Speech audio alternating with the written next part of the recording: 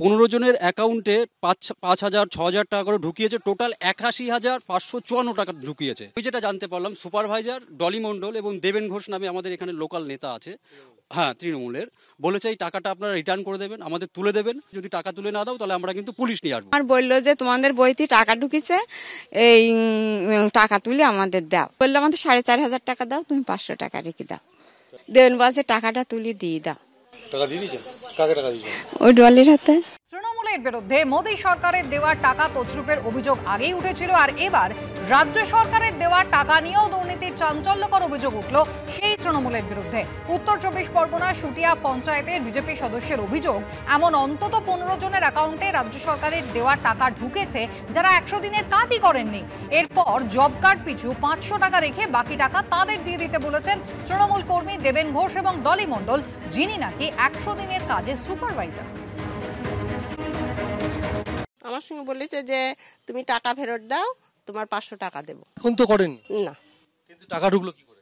টাকা ঢুকলো কি করে আমি কি করে বলবো? 15 জনের অ্যাকাউন্টে 5,000 6,000 টাকা করে ঢুকিয়েছে, টোটাল 81,554 টাকা ঢুকিয়েছে। আমি যেটা জানতে পারলাম, সুপারভাইজার ডলি মণ্ডল এবং দেবেন ঘোষ নামে আমাদের এখানে লোকাল নেতা আছে, হ্যাঁ তৃণমূলের, বলেছে এই টাকাটা আপনারা রিটার্ন করে দেবেন, আমাদের তুলে দেবেন। যদি টাকা তুলে না দাও তাহলে আমরা কিন্তু পুলিশ নিয়ে আসবো। আর বললো যে তোমাদের বইতে টাকা ঢুকিছে, এই টাকা তুলে আমাদের দাও। বললো আমাদের 4,500 টাকা দাও, তুমি 500 টাকা রেখে দাও। দেবেন বলছে টাকাটা তুলে দিয়ে দাও। টাকা দিয়ে দিয়েছেন? কাকে টাকা দিয়েছেন? ওই ডলির হাতে। বলেছে আপনার কার্ড বন্ধ হয়ে যাবে, কার্ডটা যদি আপনি দেন আপনার নাম্বারটা দিয়ে আমরা কাজ করিয়ে আপনার অ্যাকাউন্টে টাকা ঢুকিয়ে দেবো, আর আপনার একটা পারিশ্রমিক দেওয়া হবে। 500 টাকা রেখে বাকিটা ওদের তুলে দিতে হবে। আমাদের দিয়ে মাটি না কাটাইয়ে সেই বোট টাঙাই নেছে, বোট টাঙাই নিয়ে পাশে পুকুর জিসিবি দিয়ে মাটি কাটিয়ে নিয়ে সেই টাকাটা ডলি তুলে নেছে 4 লাখ টাকা ওই পুকুরের। ডলি তো তৃণমূলে দাঁড়াইছিল এবার ভোটে। এই কাটমানির অভিযোগের প্রেক্ষিতে এবার সাফাই দেওয়ার চেষ্টা করেছেন পঞ্চায়েতের উপপ্রধান, আর ভিডিও বলছেন তিনি নাকি কিছু খুঁজেই পাননি, যদিও এও বলছেন আবার তদন্ত করে বিষয়টি খতিয়ে দেখবেন।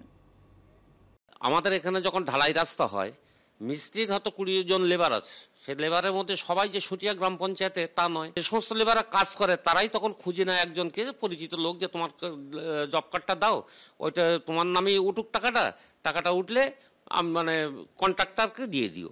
তার ডলি যদি টাকা চেয়েও নিয়ে আসে, হয়তো সেই কন্ট্রাক্টরের অনুমতিতে গিয়েছে। কমপ্লেনটা এসেছিল না, মৌখিকভাবে যখন কমপ্লেন এসেছিল তখন আমরা কথা বলেছিলাম, ওদের সাথে কথা বলেছিলাম, মানে উপপ্রধান সাহেব এবং অন্য প্রধান সাহেবকে বলা হয়েছিল, কিন্তু এরকম তো যারা কাজ করেছে তাদের অ্যাকাউন্টে টাকা ঢুকেছে, মানে ওদের নাম ছিল, বাইরের কোনো লোক নয় যে ভুল অ্যাকাউন্টে টাকা ঢুকে গেছে সেটা নয়, ওই লোকগুলোর অ্যাকাউন্টে টাকা ঢুকেছে যারা আমাদের মাস্টার রোলের নাম ছিল। মাস্টার রোলে তো সই করেছে, কাজ করেছে বলে তো মাস্টার রোল হয়েছে। এবার এখন ওরা কী বলছে তারা আমাদের ওদের সঙ্গে কথা বলতে হবে।